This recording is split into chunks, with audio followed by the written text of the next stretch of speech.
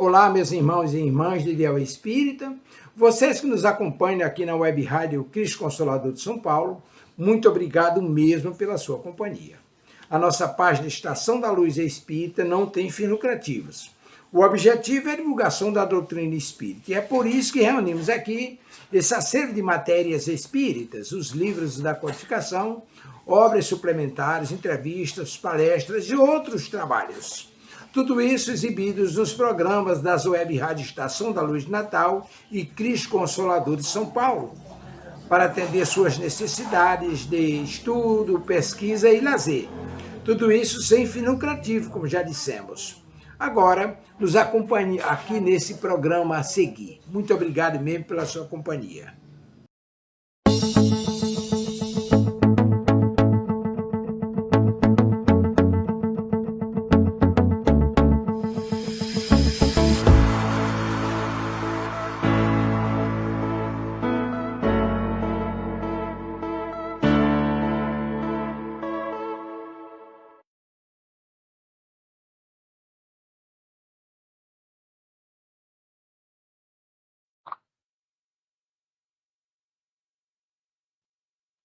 Boa noite, pessoal.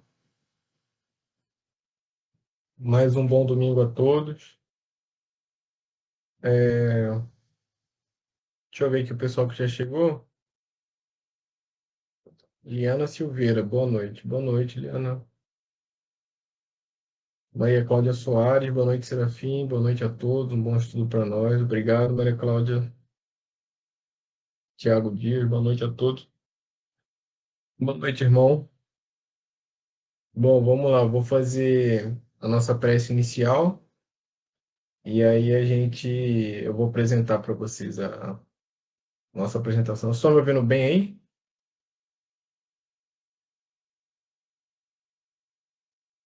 Tá um pouco diferente para mim o layout aqui. Tá saindo som aí, tudo normal? Sim, sim, valeu. Beleza, obrigado. Tá bom, obrigado. Então vamos lá. Paz e luz. Paz e luz com Jesus, queridos irmãos. Boa noite, Célia. Ok, obrigado, pessoal. Vou fazer a prece aqui, a gente dá início. Obrigado, Jesus, pela oportunidade de estarmos aqui reunidos para o estudo da biografia do Chico Xavier, que possamos meditá-la, possamos ouvi-la, aplicá-la em nossa vida, em nossa jornada evolutiva, possamos aprender com esse médium que tanto nos ensina, nos ilumina, nos instrui, nos orienta, que Jesus possa continuar nos auxiliando, nos guiando, nos protegendo hoje e sempre. Obrigado por tudo, graças a Deus e graças a Jesus. Que assim seja. Muito bem, deixa eu apresentar aqui. Então, hoje, domingo passado não teve, eu até esqueci de comentar isso, porque teve uma falha aqui da minha operadora de internet no meu prédio, aí eu não consegui entrar, aí acabou que tá com o título do vídeo de hoje, Aviso Oportuno, é da semana que vem, né? Hoje vai ser Obrigado, Chico, e na semana que vem já vai estar corrigido o título, tá? Aviso Oportuno. Muito bem, meu nome é Serafim Velasquez, para quem ainda não me conhece. Eu tive a oportunidade de ter contato com a doutrina espírita em 2013. Na época, né, eu tive a oportunidade de visitar um centro espírita na minha cidade. Foi bem legal, assisti uma palestra lá, mas foi só em 2018, né, que de fato eu comecei a estudar e virar frequentador de fato da doutrina, né? E a partir daí aprender, estudar.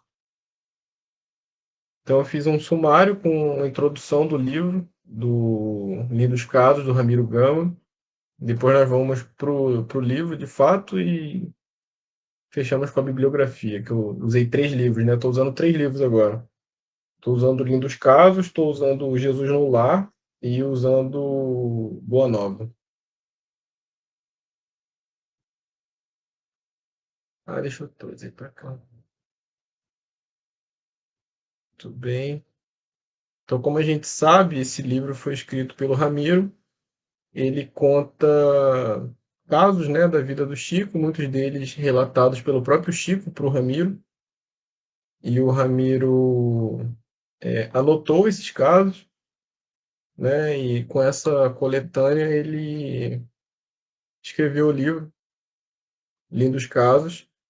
É uma coletânea de casos, de 170 casos, muitos deles contados pelo próprio Chico e outros obtidos por amigos, publicado no início dos anos 2000. O livro Lindos Casos é uma coletânea de histórias reais que ilustra a vida, a mediunidade e missão espiritual de Chico, um dos médiuns mais respeitados do espiritismo brasileiro. A obra apresenta casos curtos e emocionantes, comoventes ou curiosos, que revelam o caráter humilde, o amor ao próximo e a ligação com os ensinamentos de Jesus e da doutrina espírita. Hoje a gente vai ler a partir do capítulo 48 do livro e vamos parar no capítulo 53, que o próximo 54 é o da semana que vem, né? Que é o aviso oportuno, né? Então estava Chico parado de frente do correio, conversando com seu irmão André, quando um guarda policial passa ali por perto e colocando o braço direito no seu ombro, sobre o seu ombro, ele diz: "Muito obrigado, Chico." E foi andando. O Chico ficou intrigado com aquele agradecimento, não podia atinar com sua causa. À tarde, ao regressar do serviço, viu de frente a um bar um bloco de trabalhadores da fábrica, e no meio deles o guarda que o abraçara pela manhã. Passou mais por perto e observou que o guarda tentava desapartar uma briga entre dois irmãos que se malquistaram por coisas de somenos.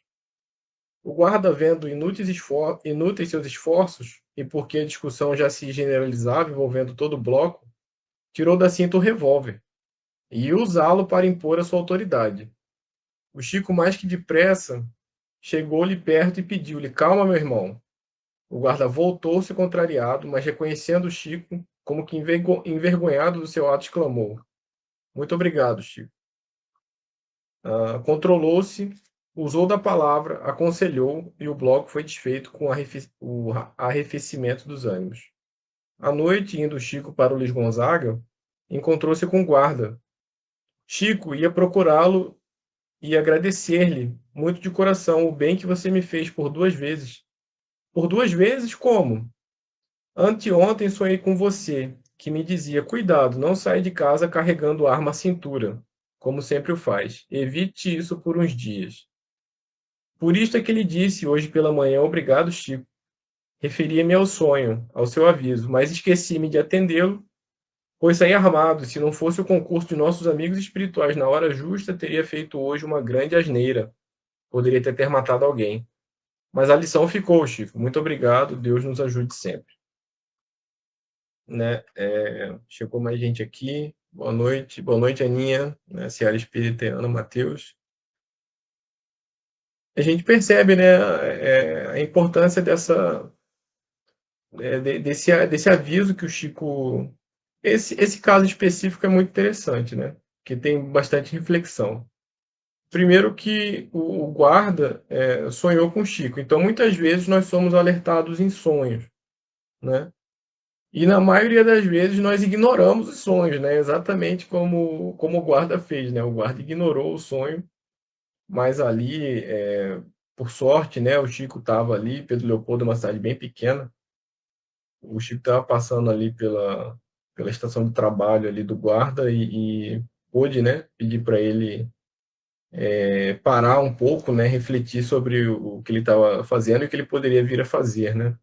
Então é interessante, e ele grato, né, pela situação que o Chico lhe ajudou, ainda foi lá no Luiz Gonzaga, né, na noite, para agradecer pessoalmente ao Chico, né, tanto pelo sonho quanto pela intervenção de fato, né? Então, é muito interessante, né, como que o plano espiritual sempre nos auxilia, né, de alguma forma.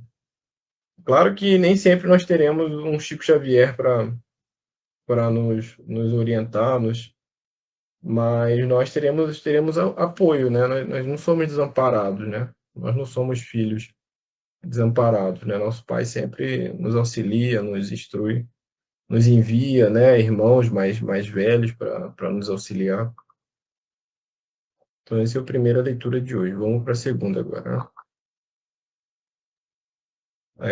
Os doentes eram tantos em Pedro Leopoldo, noite a noite, que o espírito de Neo Lúcio, compadecendo-se dos sofredores, endereçou-lhes a mensagem que transcrevemos abaixo: palavras aos enfermos. Toda enfermidade do corpo é processo educativo para a alma. Receber, porém, a visitação benéfica entre manifestações de revolta é o mesmo que recusar as vantagens da lição, rasgando o livro que Nola transmite. A dor física pacientemente suportada é golpe de buril divino, realizando o aperfeiçoamento espiritual. Tem encontrado companheiros a irradiarem sublime luz do peito, como se guardassem lâmpadas acesas dentro do tórax. Em maior parte são irmãos que aceitaram com serenidade as dores longas que a providência lhes endereçou, a benefício deles mesmos. Em compensação, tenho sido defrontado por grande número de ex-tuberculosos e ex-leprosos, em lamentável posição de desequilíbrio, afundados muito deles em charcos de treva, porque a moléstia lhes constitui tão somente motivo à insubmissão. O doente, desesperado, é sempre digno de piedade, porque não existe sofrimento sem finalidade de purificação e elevação. A enfermidade ligeira é aviso. A queda violenta das forças é advertência. A doença prolongada é sempre renovação de caminho para o bem. A moléstia incurável do corpo é reajustamento da alma eterna. Todos os padecimentos da carne se convertem com o tempo em claridade interior. Quando o enfermo sabe manter a paciência, aceitando o trabalho regenerativo por bênção da infinita bondade. Quem sustenta a calma e a fé nos dias de aflição, encontrará a paz com brevidade e segurança. Porque a dor, em todas as ocasiões, é a serva bendita de Deus, que nos procura em nome dele, a fim de levar a efeito dentro de nós o serviço da perfeição que ainda não sabemos realizar. Essa mensagem de Chico, ela acaba aqui. O Ramiro Gama tem um texto final que eu tirei, que ele fala assim: devemos refletir muito sobre essa mensagem, uma excelente lição. Né? E a gente sabe mesmo que nós todos, né, temos um passado a expiar. Né? Todos nós estamos aqui encarnados hoje na Terra, nós temos dívidas kármicas, temos erros que ainda não conseguimos superar ou quitar, e muitos desses erros, né, ao longo do tempo, nós fomos deixando de lado e chegou uma hora que há necessidade do espírito poder se redimir diante de algumas coisas. E muitas vezes essa moléstia, né, essa dor que Deus nos envia, ela vem para que nós possamos nos reajustar, né, diante do desequilíbrio causado em outros tempos. Aí parte do ponto de como que a gente vai interpretar a dor, né? Como um castigo de Deus ou como uma oportunidade de redenção, né? Então a gente percebe que nós espíritas, eu estava até lendo hoje, né? Capítulo 5 do Evangelho segundo o Espiritismo, Bem-aventurados os aflitos, né? Se eu não me engano, item 11, 12, né? Que fala justamente das dores do passado, né? Do esquecimento do passado. Então, muitas vezes, esse esquecimento do passado, ele é muito importante para nós, para nosso estágio evolutivo atual, por não sermos ainda totalmente maduros, né, para compreender o porquê de algumas aflições, o porquê de algumas situações que nós vivemos. Então, a gente tem que ter a calma, né, tem que buscar o equilíbrio através da leitura, através das orações, das preces, para que a gente possa perceber que Deus, sendo nosso Pai, não quer ver o nosso sofrimento gratuito. Né? Então, existe um objetivo, existe um porquê desse contexto, dessa situação. Né? Então, a gente, como eu disse no começo, nós não somos filhos desgarrados, né? Nós não somos ovelhas perdidas, pelo contrário, nós somos ovelhas amparadas, que a todo momento recebe apoio da espiritualidade superior. Né? Então, a gente não pode assim, ficar abatido com essas situações. Tem muitos casos que são interessantes, mas o estudo de hoje é longo, eu não posso ficar muito tempo em uma única lição. Mas se a gente parar para pensar, nós temos na história do gigante deitado, né? Até esqueci o nome dele.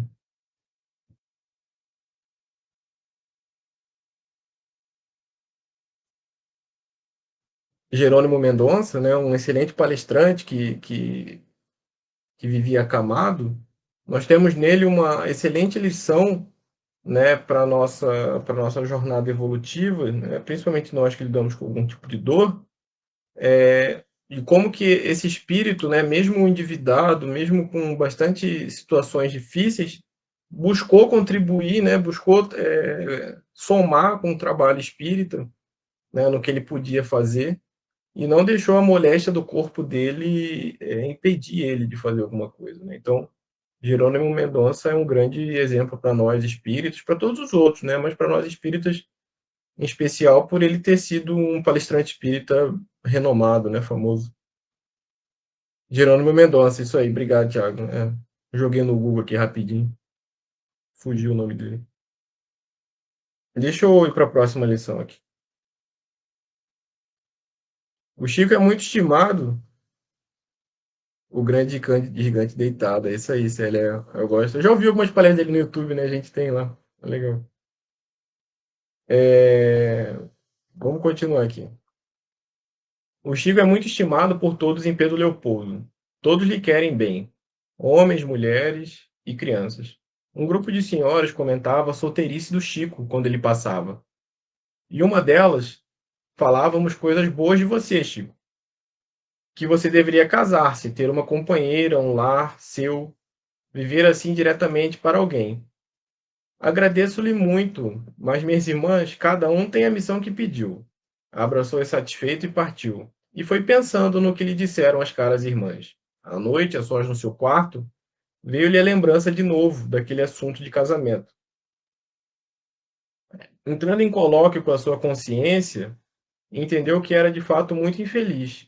Escreveu uma carta ao seu grande amigo Manuel Quintão, e nela exteriorizou o seu estado de alma combalido. Era ele, terminava como uma árvore seca, de galhos mirrados, sem ninhos, sem flores, sem frutos, e dormiu. Sonhara um lindo sonho. Alguém com quem conversava, certamente inspirado pelo seu querido guia, explicava-lhe: Chico, você sabe bem entender a lição do perfume no vaso. Enquanto aí está, apenas beneficia o vidro que o prende. Fora do vidro, perfuma a tudo e a todos. Você, Chico, procure viver não apenas para uma pessoa, mas sim para muitas.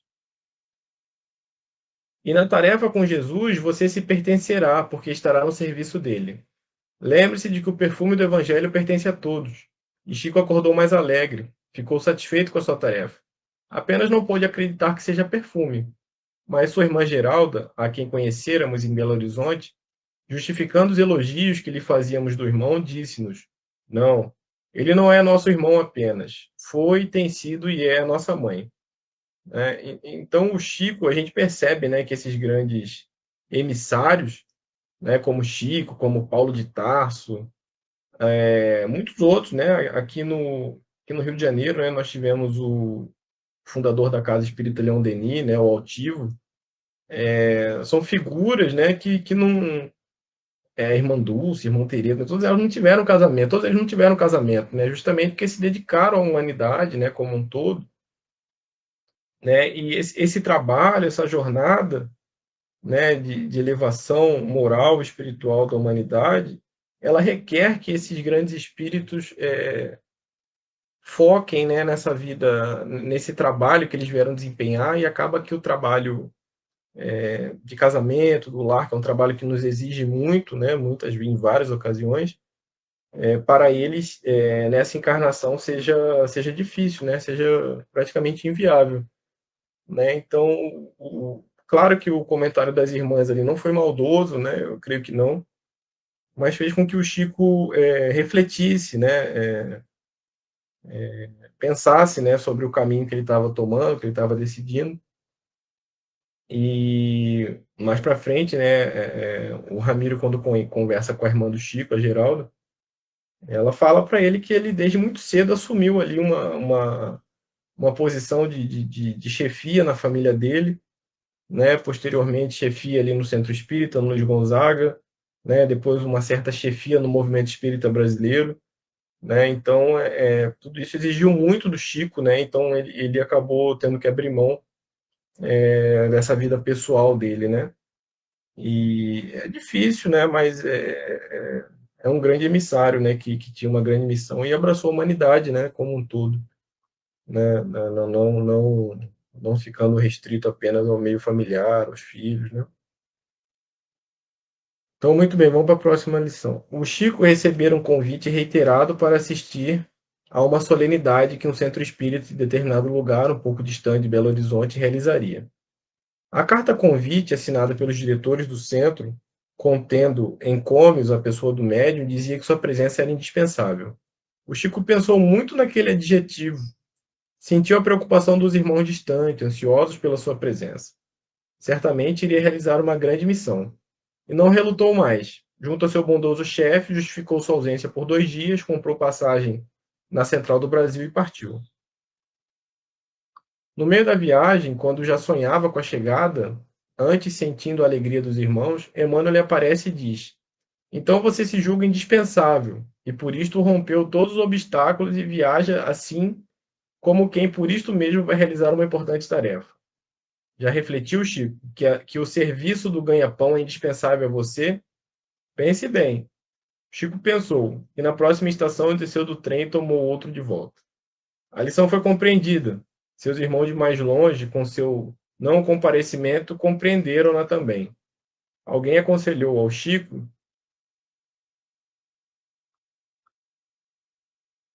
Aqui já começa a outra lição. Né? Então,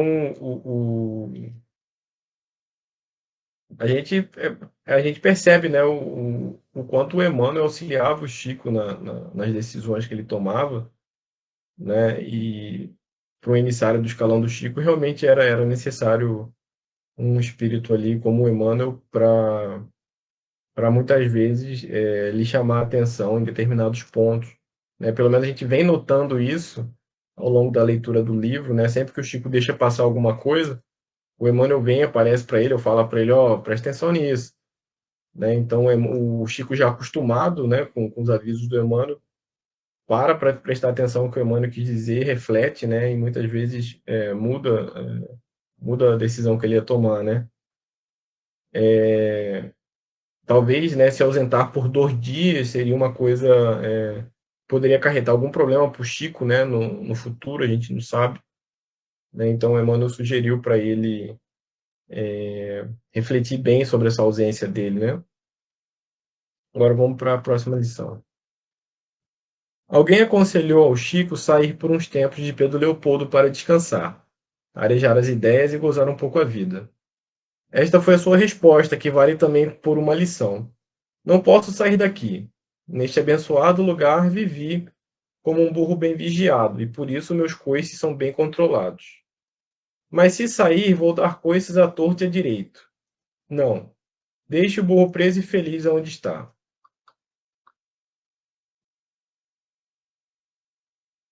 Numa singela sala residencial em Pedro Leopoldo, a conversação ia animada. Muitos assuntos, muitas referências. A palestra começara às 5 da tarde e o relógio anunciava 11 da noite. Chico ia começar uma variação de tema, quando viu Emmanuel chamá-lo para o interior doméstico. O médium pediu licença e foi atender. Você sabe que hoje temos a tarefa do livro em recepção e já estamos atrasados, falou o amigo espiritual. É verdade, concordou Chico. Entretanto, tenho visitas e estamos conversando. Sem dúvida, considerou o guia. Compreendemos a oportunidade de 1 a 2 horas de entendimento fraterno para atender aos irmãos sem objetivo. Porque às vezes, através da banalidade, podemos algo fazer na sementeira de luz. Mas não entendo 6 horas, a fio de conversação sem proveito. O médium nada respondeu.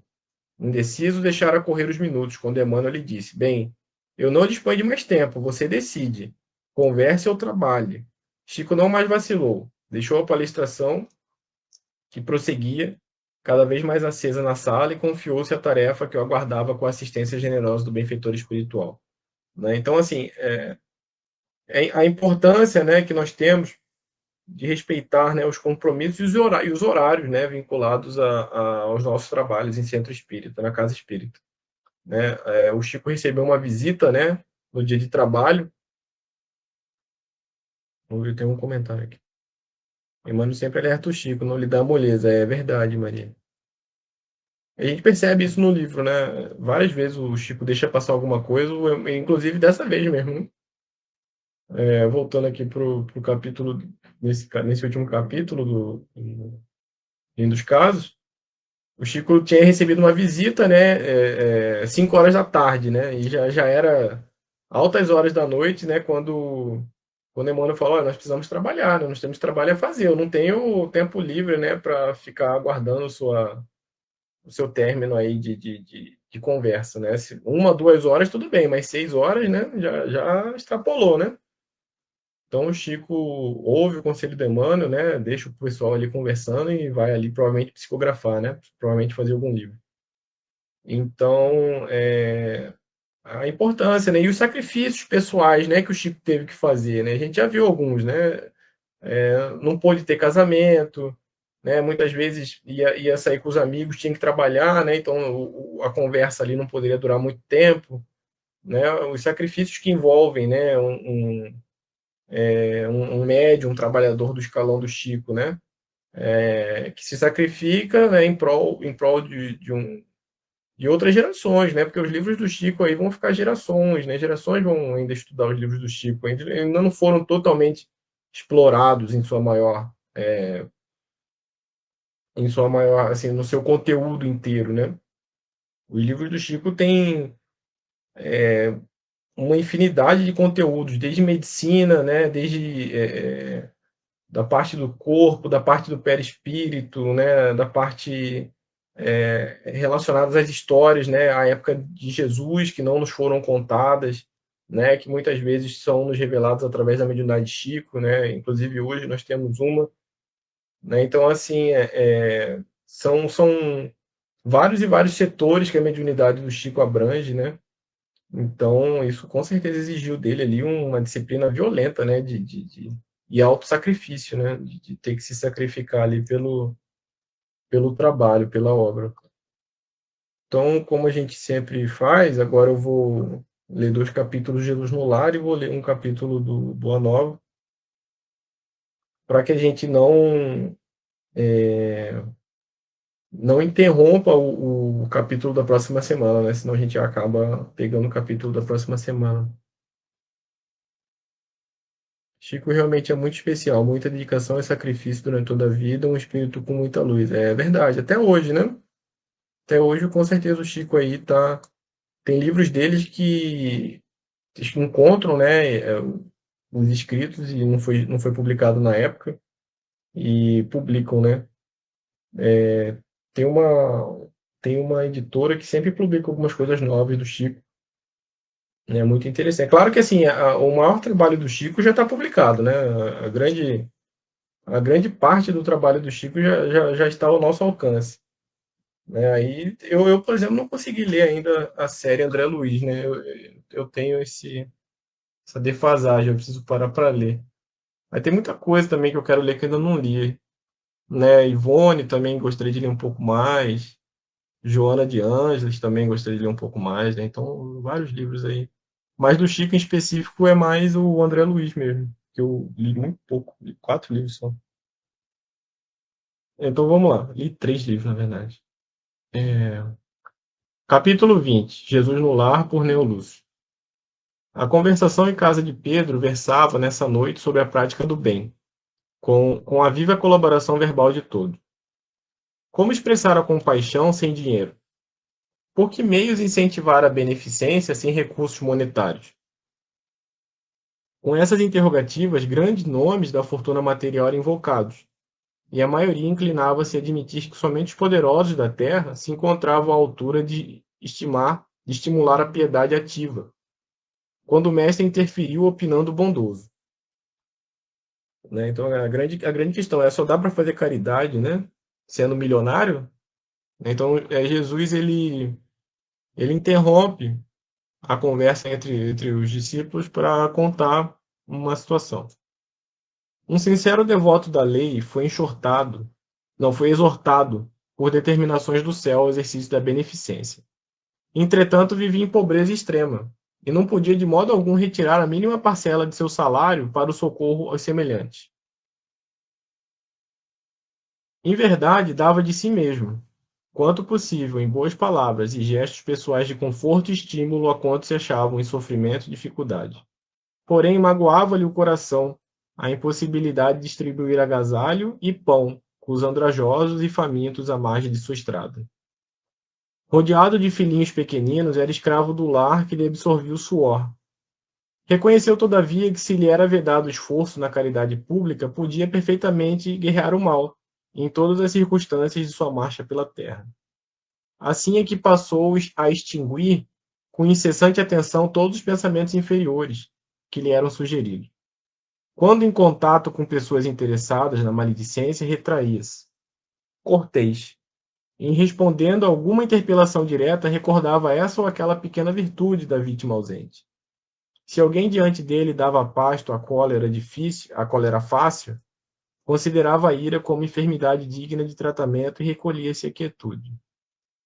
Insultos alheios batiam-lhe no espírito à maneira de calhaus em barril de mel. Porquanto, além de não reagir, prosseguia tratando o ofensor com a fraternidade habitual. A calúnia não encontrava acesso em sua alma, de vez que toda denúncia torpe se perdia inútil em seu grande silêncio. Reparando ameaças sobre a tranquilidade de alguém, tentava desfazer as nuvens da incompreensão, sem alarde antes que assumisse feição tempestuosa. Se alguma sentença condenatória bailava em torno do próximo, mobilizava espontânea todas as possibilidades ao seu alcance na defesa delicada e imperceptível. Seu zelo contra a incursão e a extensão do mal era tão fortemente minucioso que chegava a retirar detritos e pedras da via pública, para que não oferecessem perigo aos transeuntes. Adotando essas diretrizes, chegou ao termo da jornada humana, incapaz de atender às sugestões da beneficência que o mundo conhece. Jamais pudera estender uma tigela de sopa ou ofertar uma pele de carneiro aos irmãos necessitados. Nessa posição, a morte buscou o tribunal divino, onde o servidor humilde compareceu receoso e desalentado. Temia o julgamento das autoridades celestes, quando de improviso foi aureolado por brilhante diadema, e por quem indagasse em lágrimas a razão do inesperado prêmio, foi informado de que a sublime recompensa se referia à sua triunfante posição na guerra contra o mal, em que se fizera valoroso empreiteiro. Fixou o mestre nos aprendizes o olhar percussiante, calmo e concluiu em tom amigo: distribuamos o pão e a cobertura, acendamos luz para a ignorância, intensifiquemos a fraternidade aniquilando a discórdia. Mas não nos esqueçamos do combate metódico e sereno contra o mal, em esforço diário, convictos de que nessa batalha santificante conquistaremos a divina coroa da caridade desconhecida. Então a gente percebe, chega uma boa noite, Clay. A gente percebe que não é necessário somente a doação, né, ou a caridade monetária, material, para que nós possamos contribuir, né, na nossa vida aqui no planeta Terra, né? Fica bem claro que esse homem, né, que recebeu essa coroa, né, aureolado pelo brilhante coroa, as próprias pedras que ficavam no caminho de outras pessoas ele retirava, né, ele deixava, jogava fora ou deixava em algum canto para que ninguém batesse na pedra e pudesse cair, se machucar. Ele também evitava qualquer tipo de situação que pudesse deixar outro, né, mal falado ou mal quisto. Então ele sempre ali contribuía de alguma forma, né, na luta contra o mal, para que evitasse essas situações, né? E não tinha, né? Não tinha dinheiro ali para fazer, de fato, não tinha dinheiro para comprar o cobertor, né? Para os amigos mais necessitados, não tinha dinheiro para comprar uma sopa de repente, mas ele contribuía ali do jeito que ele podia, né? Na sua caminhada, na sua jornada ali. E ficou preocupado, né, quando desencarnou, pensando que não seria tão valorizado, né, o seu trabalho, mas ali foi uma surpresa boa, né, uma surpresa agradável, né, em que ele mesmo ficou não conseguiu entender, né? Ficou surpreso com essa auréola, né? Maria Cláudia, uma lição linda. É isso aí, Maria. Eu gosto muito desse livro. Esse livro tem várias lições interessantes, né? Agora vamos para o outro capítulo. Tiago, o mais velho, em explanação preciosa, falou sobre as ânsias de riqueza, tão comuns em todos os mortais. E, fim do interessante debate doméstico, Jesus comentou sorridente: um homem temente a Deus e consagrado à retidão leu muitos conselhos alusivos à prudência, e deliberou trabalhar com afinco de modo a reter um tesouro com que pudesse beneficiar a família. Depois de sentidas orações, meteu-se em várias empresas, aflito por alcançar seus fins. E por 20 anos consecutivos ajuntou moeda sobre moeda, formando o patrimônio de alguns milhões.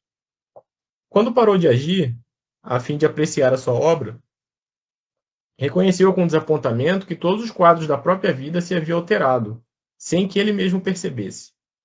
O lar, dantes simples e alegre, adquirira feição sombria. A esposa se fizera-se escrava de 1000 obrigações destinadas a matar o tempo. Os filhos cochichavam entre si, consultando sobre a herança que a morte do pai lhes reservaria. A amizade fiel desertara.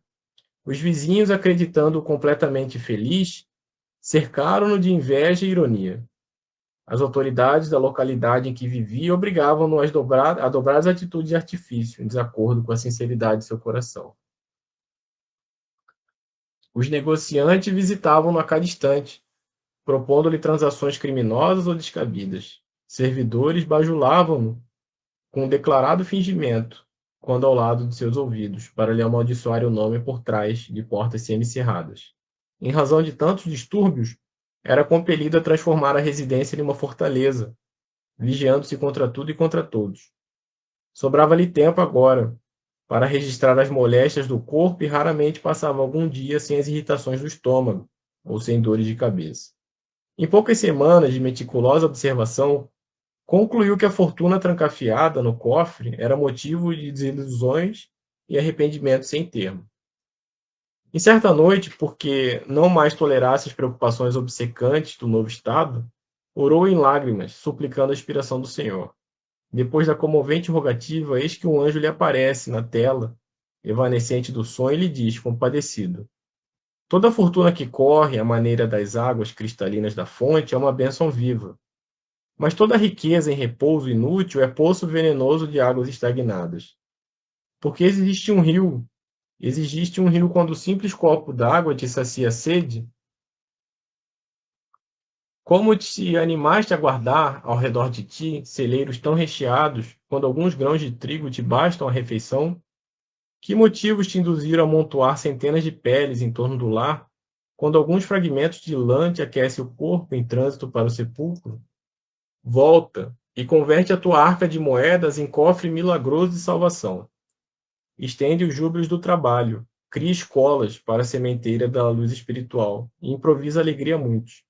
Somente vale o dinheiro da terra pelo bem que possa fazer. Sob indizível espanto, o caçador de ouro despertou transformado. E do dia seguinte em diante passou a libertar as suas enormes reservas, para que todos seus vizinhos tivessem junto dele as bênçãos do serviço e do bom ânimo. Desde o primeiro sinal de semelhante renovação, a sua esposa fixou-o com estranheza e revolta. Os filhos odiaram-no e seus próprios beneficiados o julgaram louco. Todavia, robustecido e feliz, o milionário vigilante voltou a possuir no domicílio o santuário aberto, e os gênios da alegria oculta passaram a viver em seu coração. Silenciando o mestre, Tiago, que comandava palestras à noite, exclamou, entusiasta: Senhor, que ensinamento valioso e sublime! Jesus sorriu e respondeu: sim, mas apenas para aqueles que tiverem ouvidos de ouvir e olhos de ver. Né? Então a gente percebe a importância, né, das lições que esse livro Jesus no Lar traz para a gente. Né? Eu considero uma obra-prima de Neo Lúcio. Né? Para mim, é o melhor livro dele, eu já li uns dois. Eu conheci recente, eu acho que é Luz Cristã. Eu até esqueci, estava lendo.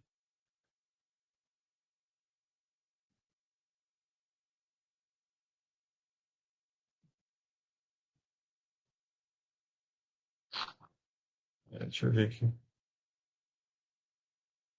Alvorada Cristã. Alvorada Cristã, que é um livro voltado para um público mais jovem, né?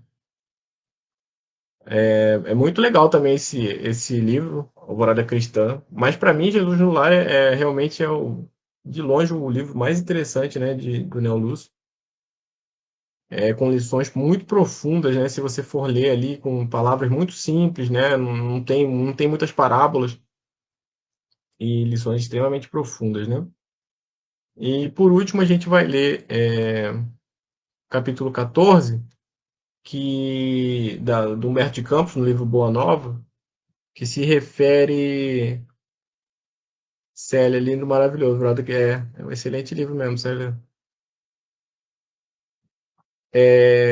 A gente vai ler o capítulo 14 do Boa Nova, que se refere à conversa de Jesus com Nicodemos, né? A gente vai na Bíblia ali é citado, né, que Jesus conversa com Nicodemos, todos nós, né, nos lembramos, mas no livro Boa Nova, Humberto traz para a gente detalhes maiores dessa conversa, né? Então vamos tentar entender.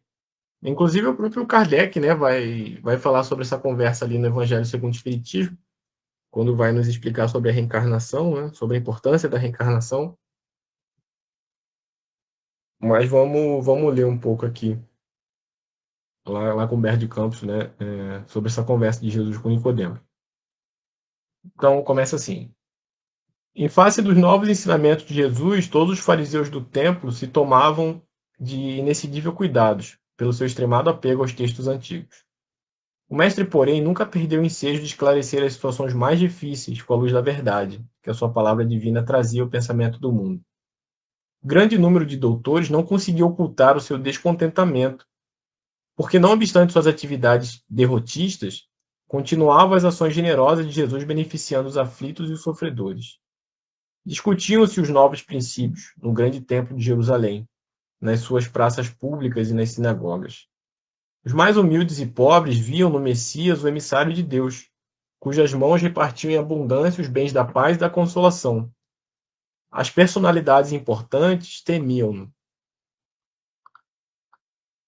E que o profeta não se deixava seduzir pelas grandes promessas que lhe faziam com referência ao seu futuro material. Jamais temperava sua palavra de verdade com as conveniências do comodismo da época. Apesar de magnânimo para com todas as faltas alheias, combatia o mal, com tão intenso ardor que para logo se fazia objeto de hostilidade para todas as intenções inconfessáveis. Mormente em Jerusalém, que com seu cosmopolitismo era um expressivo retrato do mundo, as ideias do Senhor acendiam as mais apaixonadas discussões. Eram populares que se entregavam à apologia franca da doutrina de Jesus, servos que o sentiam com todo o calor do coração reconhecido, sacerdotes que o combatiam abertamente, convencionalistas que não o toleravam, indivíduos abastados que se insurgiam contra os seus ensinos. Todavia, sem embargo, das dissensões naturais que precedem o estabelecimento definitivo das ideias novas, alguns espíritos acompanhavam o Messias, tomados de vivo interesse pelos seus elevados princípios. Entre eles figurava Nicodemos, fariseu notável pelo coração bem formado e pelos dotes da inteligência. Assim, uma noite, ao cabo de grandes preocupações e longos raciocínios, procurou a Jesus, em particular, seduzido pela magnanimidade de suas ações e pela grandeza da sua doutrina salvadora. O Messias estava acompanhado apenas de 2 dos seus discípulos, e recebeu a visita com a sua bondade costumeira. Após a saudação habitual, e revelando as suas ânsias de conhecimento, depois de fundas meditações, Nicodemos dirigiu-se-lhe respeitoso: Mestre, bem sabemos que vindes de Deus, pois somente com a luz da assistência divina poderíeis realizar o que tendes efetuado, mostrando o sinal do céu em vossas mãos. Tenho empregado a minha existência em interpretar a lei, mas desejava receber a vossa palavra sobre os recursos de que deverei lançar mão para conhecer o reino de Deus. O mestre sorriu bondosamente e esclareceu: Primeiro que tudo, Nicodemos, não basta que tenhais vivido a interpretar a lei. Antes de raciocinar sobre as suas disposições, deverias ter sentido os textos. Mas em verdade devo dizer-te que ninguém conhecerá o reino do céu sem nascer de novo. Como pode um homem nascer de novo sendo velho? Interrogou o fariseu, altamente surpreendido. Poderá porventura regressar ao ventre de sua mãe? O Messias fixou nele os olhos calmos, consciente da gravidade do assunto em foco, e acrescentou: em verdade, reafirmo-te, ser indispensável que o homem nasça e renasça, para conhecer plenamente a luz do reino. Entretanto, como podes isso ser? Perguntou Nicodemos, perturbado. És mestre em Israel? Ignoras essas coisas? Inquiriu Jesus, como que surpreendido. É natural que cada um somente testifique daquilo que saiba, porém precisamos considerar que tu ensinas. Apesar disso, não aceitas os nossos testemunhos. Se falando eu de coisas terrenas sentes dificuldades em compreendê-las, com os teus raciocínios sobre a lei, como poderás aceitar as minhas afirmativas quando eu disser das coisas celestiais? Seria loucura destinar os alimentos apropriados a um velho para o organismo frágil de uma criança. Extremamente confundido, retirou-se o fariseu, ficando André e Tiago, empenhados em obter do Messias o necessário esclarecimento acerca daquela lição nova. Jerusalém quase dormia sob o véu espesso da noite alta. Silêncio profundo se fizera sobre a cidade. Jesus, no entanto, e aqueles 2 discípulos continuavam presos à conversação particular que haviam entabulado. Desejavam eles ardentemente penetrar o sentido oculto das palavras do Mestre. Como seria possível aquele renascimento? Não obstante os seus conhecimentos, também partilhavam da perplexidade que levara Nicodemos a se retirar fundamente surpreendido. Por que tamanha admiração em face destas verdades? Perguntou Jesus, bondosamente.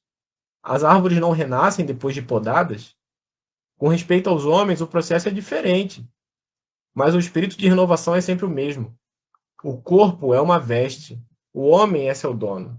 Toda roupagem material acaba a rota, porém o homem é filho de Deus. Encontra sempre em seu amor os elementos necessários à mudança do vestuário. A morte do corpo é essa mudança indispensável, porque a alma caminhará sempre, através de outras experiências, até que consiga a imprescindível provisão de luz para a estrada definitiva do reino de Deus. Com toda a perfeição conquistada ao longo dos seus rudes caminhos, André sentiu que uma nova compreensão lhe felicitava o espírito simples e perguntou: Mestre, já que o corpo é como que a roupa material das almas, por que não somos todos iguais no mundo? Vejo belos jovens junto de aleijados e paralíticos. Acaso não tenho ensinado, disse Jesus, que tem de chorar todo aquele que se transforma em instrumento de escândalo? Cada alma conduz consigo mesmo ao inferno ou céu que edificou no âmago da consciência. Seria justo conceder-se uma segunda veste, mais perfeita e mais bela, ao espírito rebelde que estragou a primeira? Que diríamos da sabedoria de nosso Pai se facultasse as possibilidades mais preciosas aos que a utilizaram na véspera para o roubo, o assassínio e a destruição? Os que abusaram da túnica da riqueza vestirão depois as dos fâmulos e escravos mais humildes. Com as mãos que feriram, podem vir a ser cortadas. Senhor, compreendo agora o mecanismo do resgate, murmurou Tiago, externando a alegria do seu entendimento. Mas observo que, desse modo, o mundo precisará sempre do clima do escândalo e do sofrimento, desde que o devedor, para saldar o seu débito, não poderá fazê-lo sem que outro lhe tome o lugar com a mesma dívida. O mestre apreendeu a amplitude da objeção e esclareceu os discípulos perguntando: dentro da lei de Moisés, como que se verifica o processo da redenção? Tiago meditou um instante e respondeu: também na lei está escrito que o homem pagará olho por olho, dente por dente. Também tu, Tiago, está procedendo como Nicodemos, replicou Jesus com um generoso sorriso. Como todos os homens, aliás, tens raciocinado, mas não tens sentido. Ainda não ponderaste, talvez, que o primeiro mandamento da lei é uma determinação de amor? Acima do não adulterarás e do não cobiçarás está o amar a Deus sobre todas as coisas, de todo o coração e de todo o entendimento. Como poderá alguém amar o Pai, aborrecendo-lhe a obra? Contudo, não estranho a exiguidade de visão espiritual com que examinaste os textos dos profetas. Todas as criaturas hão feito o mesmo, investigando as revelações do céu com o egoísmo que lhes é próprio. Organizaram a justiça como edifício mais alto do idealismo humano, e, entretanto, colocam o amor acima da justiça do mundo. E tenho ensinado que só ele cobre a multidão dos pecados. Se nos prendemos à lei de Talião, somos obrigados a reconhecer que onde existe um assassino haverá mais tarde um homem que necessita ser assassinado. Com a lei do amor, porém, compreendemos que o verdugo e a vítima são dois irmãos, filhos de um mesmo pai. Basta que ambos sintam isso, para que a fraternidade divina afaste os fantasmas do escândalo e do sofrimento. Ante as elucidações do mestre, os dois discípulos estavam maravilhados. Aquela lição profunda esclarecia-os para sempre. Tiago então aproximou-se e sugeriu a Jesus que proclamasse aquelas verdades novas na pregação do dia seguinte. O mestre dirigiu-lhe um olhar de admiração e interrogou: Será que não compreendestes? Pois se um doutor da lei saiu daqui sem que eu lhe pudesse explicar toda a verdade, como queres que proceda de modo contrário para com a compreensão simplista do espírito popular? Alguém constrói uma casa iniciando pelo teto o trabalho? Além disso, mandarei mais tarde o Consolador, a fim de esclarecer e dilatar os meus ensinos. Eminentemente impressionados, André e Tiago calaram as derradeiras interrogações. Aquela palestra particular entre o Senhor e os discípulos permaneceria guardada na sombra leve da noite em Jerusalém. Mas a lição a Nicodemos estava dada. A lei da reencarnação estava proclamada para sempre no Evangelho do Reino. Então, assim, a gente encerra o estudo de hoje e essa lição, né, do capítulo 14 do Boa Nova. A gente percebe, né, como que a reencarnação ela já fazia parte, né, dos textos antigos dos grandes profetas, mas a população, como sempre, né, Jesus também nos alerta, sempre interpretou a lei pela letra e não pelo espírito, né, não pelas lições que aquilo trazia para nós, né? Então, por isso o Nicodemos ter tanta dificuldade em entender, né, os ensinamentos de Jesus, né, e os próprios discípulos, né, também, que eram bem próximos a Jesus ali, que viviam o dia a dia com ele, também sentiram essa dificuldade. E aí eles falam, puxa, mas por que o senhor não fala isso pro povo no geral, né? E Jesus faz um alerta realmente muito interessante, né? Se para um doutor da lei, que é um cara que dedicou a vida toda para estudar sobre a lei, né, sobre a lei mosaica, teve dificuldade para entender isso, imagina, né, imagina os povos mais simples, né, mais acostumados com uma vida de menos raciocínio, um trabalho mais manual, mais prático, né? Como que seria? Então, e Jesus alerta, né? Mas no futuro eu lhes trarei o Consolador que virá relembrar tudo aquilo que eu disse, esclarecer, né? E de fato o Consolador é o Espiritismo, né? A doutrina espírita que veio aí nos elucidar, nos iluminar com todas as revelações, né? Não só do que Jesus falou, mas também trazendo novos ensinos para uma humanidade mais preparada, né? Mas ainda, apesar de mais preparada a humanidade, ainda presa em algumas situações que lembram muito o homem velho, né? Que lembram muito o homem à época de Jesus. Ainda preso em orgulho, ainda preso em egoísmo, né? A gente percebe, a gente sabia que o momento de transição seria difícil, né? Mas a gente fica se questionando, né? O homem moderno até que ponto, né? Porque realmente muitas situações que envolvem guerra, né? Que envolvem poder, que nós ainda vemos hoje, nos lembra muito coisas do passado, né?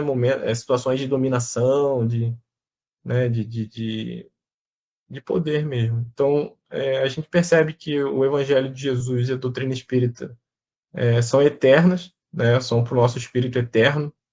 Ainda teremos algumas atribulações, dificuldades aqui no planeta Terra durante a nossa encarnação, mas que possamos sempre buscar o Evangelho, né? Sempre buscar a doutrina espírita, o Evangelho de Jesus para nos orientar, tá bom? Então vamos ver aqui.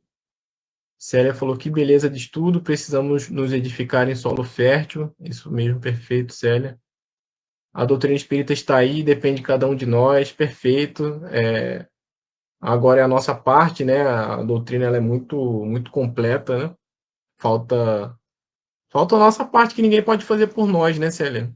Nossa parte cabe a cada um.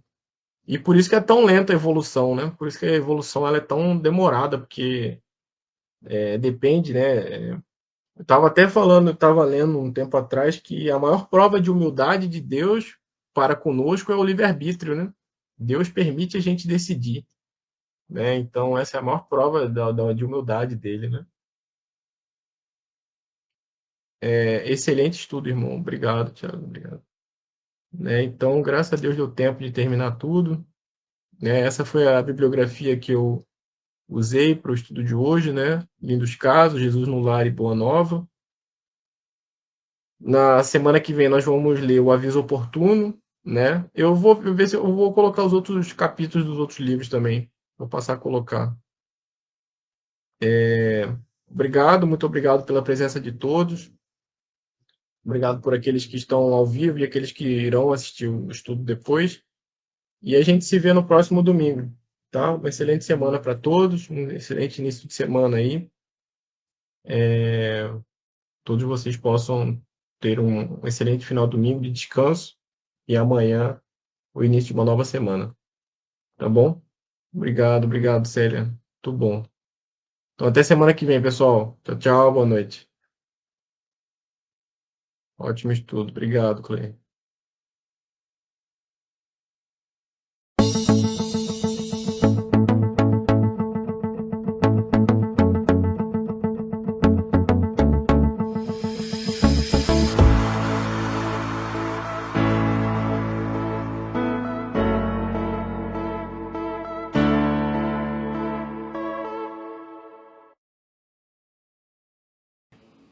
Tchau, tchau.